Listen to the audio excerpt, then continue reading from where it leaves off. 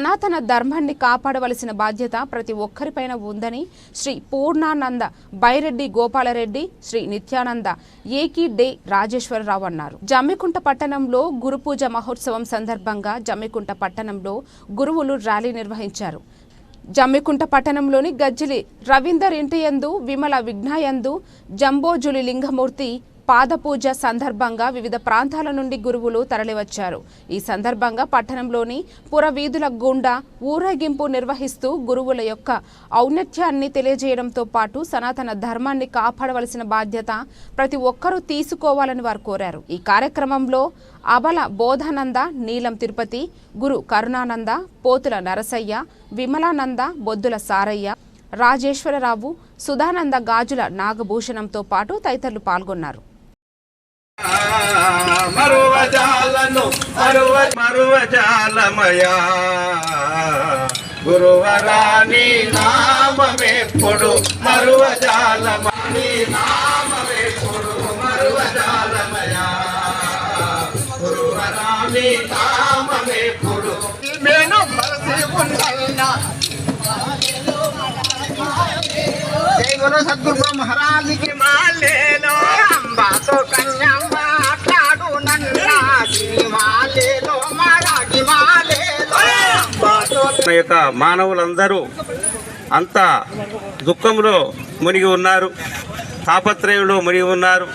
మరి అటువంటి తాపత్రయాలని, అటువంటి ఈతి బాధలని మనం తొలగించుకోవాలని చెప్పానంటే ఈరోజు మనకు ఏదో ఆధ్యాత్మిక చింతన అవసరం. భక్తి అని, యోగం అని, ధ్యానం అని, కర్మలు ఉపాసనలని చెప్పని, తర్వాత ఉన్నటువంటిది జ్ఞానం అనేటువంటి పద్ధతిలో ఉండి తనను తాను తెలుసుకునేటువంటి స్థితిని కల్పించుకొని మరి మనకున్నటువంటి భ్రాంతుల్ని, భ్రమల నుంచి తొలగించుకోవాలని చెప్పని అనుకుంటే తనెవరో దైవం ఎవరో తెలుసుకోవాలి.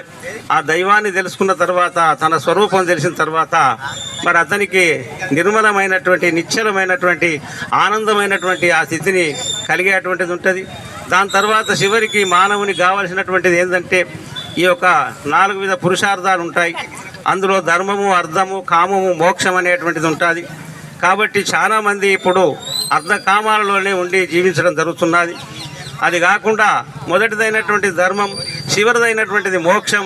దీని కొరకే మరి ఎన్నో మన వాళ్ళు పెద్దలు, ఎందరో మహానుభావులు ఆ మోక్షం కొరకు, మోక్షాతీతాన్ని చెందటానికి కొరకు ఎన్నో గ్రంథాలు తయారు చేసి, మరి ఎన్నో బోధలు తయారు చేసి మానవులకు అందించినారు.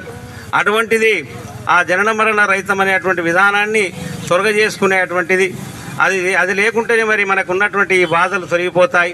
సనాతనమైనటువంటి యొక్క సాంప్రదాయము ఈ యొక్క అచల సాంప్రదాయం అని, ఈ అచల సాంప్రదాయంలో గురువులు దక్షిణామూర్తి నుంచి మొదలుకొని విష్ణుమూర్తి, మరి యాజ్ఞవల్కి, జనకుడు, శుకుడు, సాందీపుడు, శ్రీకృష్ణుడు, అర్జునుడు, యుద్ధవుడు మొదలుకొని వీళ్ళందరూ ప్రబోధించినటువంటి యొక్క ప్రబోధనే మరి ధ్యానము అని, యోగము అని, ఎన్నో రకాలుగా ధ్యాన, యోగ, తపస్సుల ద్వారా ఆత్మ దర్శనం చేసుకొని జనన మరణ భ్రాంతిని రహితం చేసుకునేటువంటి యొక్క ఈ బోధ, అచల బోధ సిద్ధాంతాన్ని నెలకొల్పినటువంటి యొక్క శివరామ దీక్షితుల వారి యొక్క అడుగుజాడలలో నడుచుకుంటూ వేదాల సమ్మతంగా, వేదాలతోని, శాస్త్రాలతోని, అన్నిటి ఉపనిషత్తుల యొక్క సారాంశం అంతా రంగరించి అందులో ఉన్నటువంటి ఒక సారాంశాన్ని మనకు బోధరూపకంగా బోధించి మన యొక్క జన్మ కడతీర్చేటువంటి యొక్క మార్గం ఇది. కాబట్టి మరి సనాతనమైనటువంటి ఈ సంస్కృతి, మన దేశం యొక్క సంస్కృతి,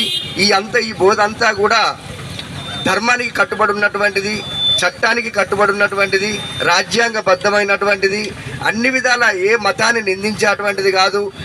ఎవరి మతాలు వారి విశ్వాసాలు వారు చేసుకుంటూ ఉంటారు. కానీ మన భారతదేశంలో ఉన్నటువంటి యొక్క మరి సనాతనమైనటువంటి ఈ సాంప్రదాయాన్ని మనము దూరం చేసుకోవడం అనేటువంటిది చాలా విడ్డూరంగా కనిపిస్తున్నది. కాబట్టి